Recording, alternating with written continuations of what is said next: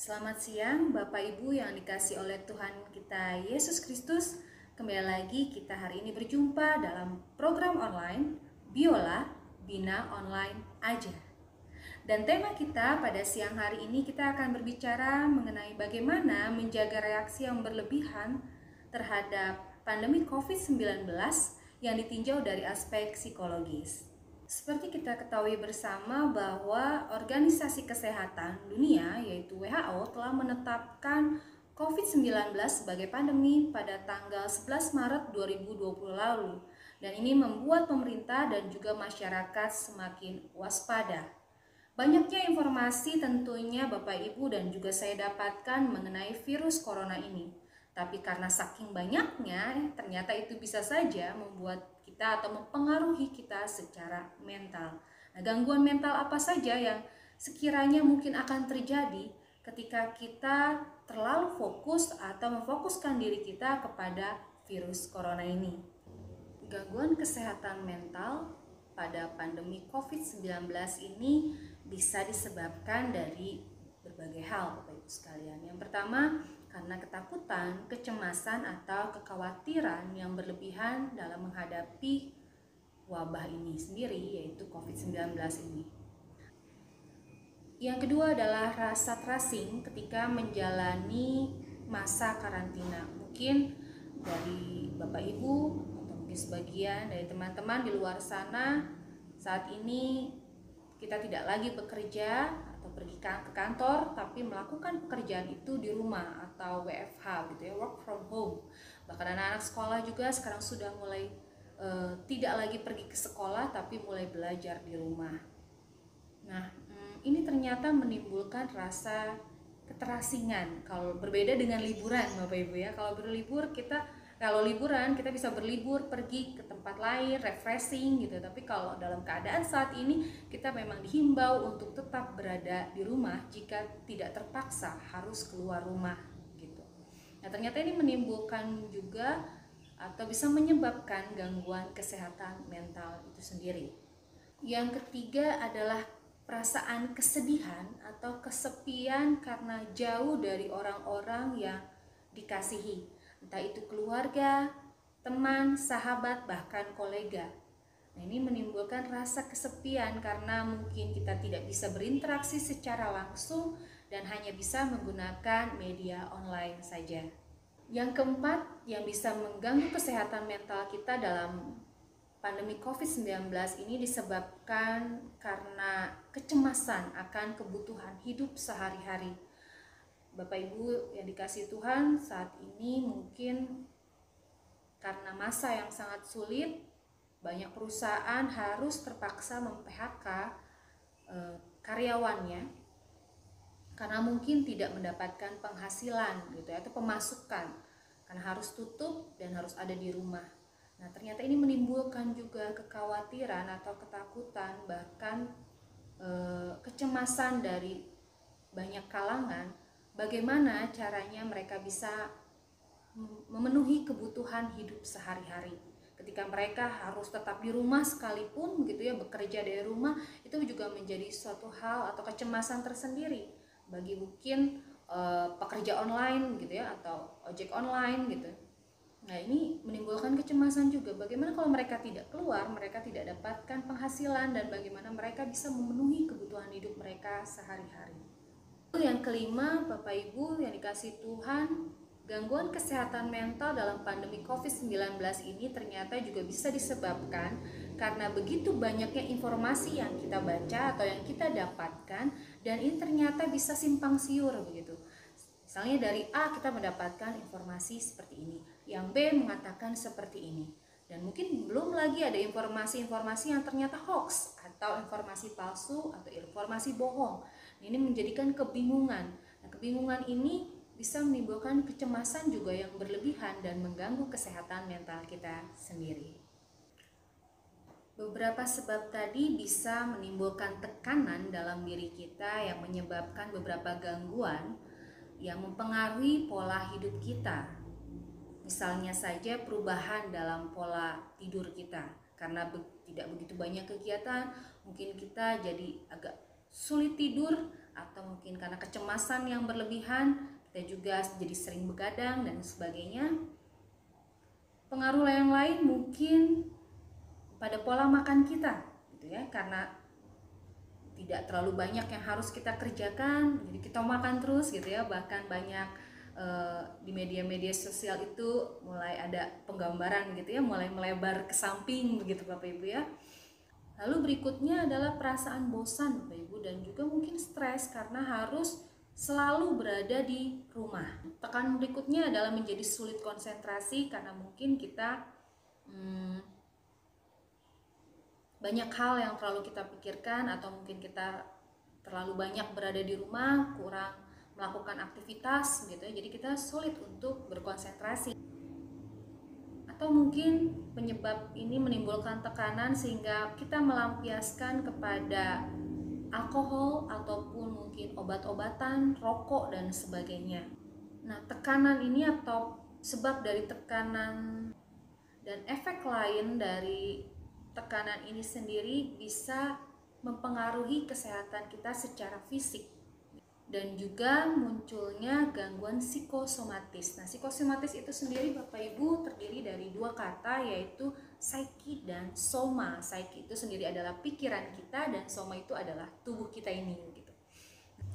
Psikosomatis itu penyakit yang melibatkan pikiran dan tubuh kita, di mana pikiran kita mempengaruhi tubuh kita dan menimbulkan penyakit. Bahkan jika mungkin saat ini kita sedang sakit, itu malah memperburuk keadaan. Nah, tentunya kita mengharapkan bahwa jangan sampai kita mengalami hal-hal ini, begitu kan Bapak Ibu ya. Apalagi di Alkitab dikatakan juga bahwa kita jangan terlalu khawatir.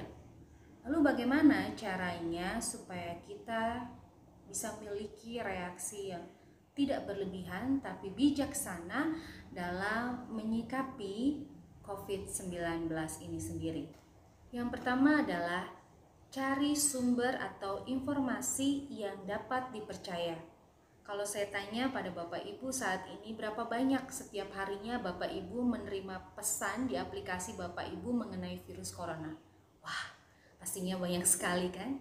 Dan di antara banyaknya informasi yang kita dapatkan itu seringkali membuat kita merasa cemas. Walaupun mungkin itu informasi dikirimkan oleh keluarga, sahabat, teman kita, kolega kita, ada baiknya kita menyaring dulu terlebih dahulu informasi-informasi yang kita dapatkan, atau mungkin Bapak Ibu bisa meng-cross check kebenaran berita tersebut pada media-media yang terpercaya. Contohnya misalnya dari situs WHO atau Kemenkes, atau mungkin media-media yang memang sudah ditunjuk oleh pemerintah untuk memberitakan tentang COVID-19 ini sendiri. Yang kedua adalah kita diminta untuk menjaga kesehatan kita tentunya. Di tengah maraknya informasi atau wabah dari COVID-19 ini, salah satu hal yang bisa kita lakukan adalah dengan menjaga kesehatan kita, baik secara fisik maupun mental ya. Tadi kita sudah bahas mengenai mental itu sendiri. Nah, kalau yang fisik Bapak Ibu, yang mungkin bisa kita lakukan adalah olahraga ringan di rumah gitu ya. Mengapa kita perlu melakukan olahraga ringan ini Bapak Ibu? Nah, ketika kita melakukan olahraga ataupun aktivitas fisik bisa menghasilkan hormon endorfin Bapak Ibu. Nah, hormon endorfin ini dipercaya bisa membuat kita lebih rileks, bisa membuat kita lebih tenang, dapat juga meredakan stres dan mengembalikan mood kita lebih baik. Jadi penting buat Bapak Ibu juga melakukan olahraga atau aktivitas-aktivitas ringan di rumah Bapak Ibu. Nah, yang berikutnya adalah berjemur ya di matahari gitu. Katakan dihimbau pada jam 10 pagi untuk meningkatkan imun kita sendiri. Hal berikutnya ketika kita mau menjaga kesehatan fisik kita adalah dengan mengkonsumsi makanan-makanan bergizi tentunya. Lalu jangan lupa juga kita sering mencuci tangan kita, apalagi kalau kita habis beraktivitas di luar. Dan jika memang kita harus keluar rumah, jangan lupa Bapak Ibu juga mengenakan masker. Hal yang ketiga yang bisa kita lakukan untuk bisa mengatasi atau bisa berlaku secara bijaksana dalam menghadapi pandemi COVID-19 ini adalah tetap terhubung dengan orang-orang tercinta atau orang-orang yang kita kasihi. Mengapa hal ini perlu kita lakukan? Kebijakan isolasi yang diberikan oleh pemerintah banyak membuat orang-orang menjadi stres karena tidak bisa terhubung dengan orang-orang di sekitarnya dan harus berada di rumah. Dengan kita yang tetap bisa menjalin komunikasi walaupun lewat online atau daring begitu, ini akan meminimalkan rasa stres itu sendiri. Dengan terciptanya hubungan walaupun lewat online itu tadi, ini bisa mengurangi perasaan kecemasan ataupun kekhawatiran. Asalkan Bapak Ibu harus hati-hati ya ketika online, minimalkan membahas soal corona gitu ya, atau membahas soal informasi-informasi yang didapat, apalagi jika itu belum pasti atau belum jelas sumbernya. Karena yang ada bukannya membuat orang yang kita hubungi lebih tenang, mungkin malah menimbulkan kepanikan. Jadi Bapak Ibu luangkan waktu, entah itu lewat pesan singkat, lewat video call gitu ya, kepada orang-orang atau mungkin kolega kita, sahabat kita, keluarga kita, untuk berkomunikasi tentunya dengan mereka. Hal keempat yang bisa kita lakukan untuk bisa menyikapi pandemi COVID-19 ini secara bijak adalah istirahat sejenak dari pemberitaan tentang virus corona itu sendiri. Kenapa hal ini Bapak Ibu perlu dilakukan? Karena memang tidak sehat jika Bapak Ibu terus-menerus mencari berita atau mendengar berita tentang virus corona itu sendiri dari sumber-sumber. Jadi ada baiknya kita beristirahat sejenak dari pemberitaan-pemberitaan tentang virus corona itu sendiri dan mulai mencari aktivitas ataupun melakukan aktivitas di rumah yang mungkin Bapak Ibu bisa lakukan, seperti memasak, menyiram kebun begitu ya, atau mungkin melakukan hobi dari Bapak Ibu sendiri, membaca buku, nonton film, atau bercengkrama dengan sesama anggota keluarga.